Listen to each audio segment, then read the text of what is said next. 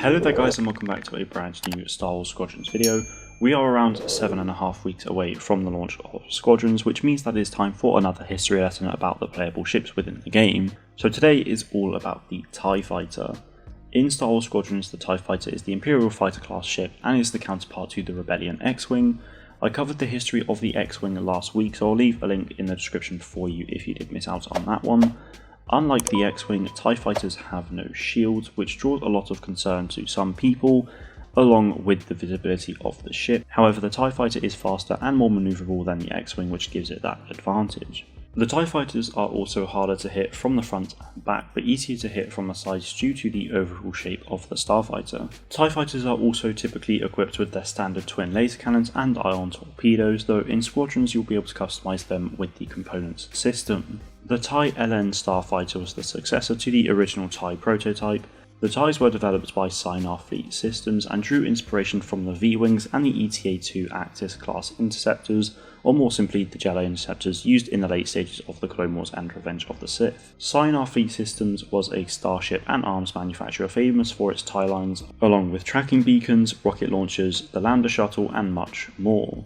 Star Fleet Systems, like Incom, developed ships for the Republic Navy, such as the stealth ships seen in the Clone Wars, but they came out on top when the Empire rose to power, and so they developed the main fleet for them. The V-Wing and the Actis class Inceptor that I previously mentioned were developed by Count Systems Engineering, a subsidiary of Count Drive Yards. Star managed to acquire assets and engineers from Count Drive Yards, which therefore led to the designs of the previously mentioned ships being used in the TIE Fighter design.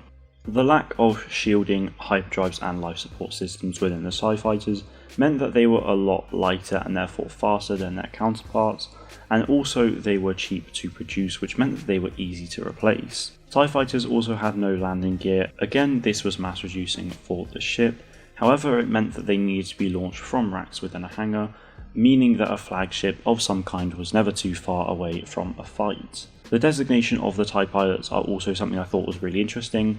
The first two letters indicated where they were posted, DS meaning Death Star. The next 2 or 3 numbers showed their squadron number. 181 for example is the 181st Imperial Fighter Wing, with the final number meaning the rank within the squadron, something like 3 for example. DS 1813 was of course Fel's Wrath, as many may know. The original TIE Fighter design was actually designed around 22 BBY, but they came into use during the early days of the Empire. Even in 14 BBY during the Tarkin novel, I believe that's when TIEs were just starting to properly be used, as V-Wings were still very much in use at that time. The TIE Interceptors were also set to replace the TIE Fighters, and you did start to see greater numbers of the Interceptors in use.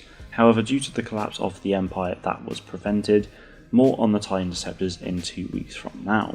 TIE Fighters can pretty much be seen anytime you see the Empire anywhere. They were used in massive numbers to overwhelm the enemy forces, which follows the Empire's belief of quantity over quality. That is pretty much it from me though guys. I hope you did find this one interesting. Next week I will be doing the history of an A-Wing.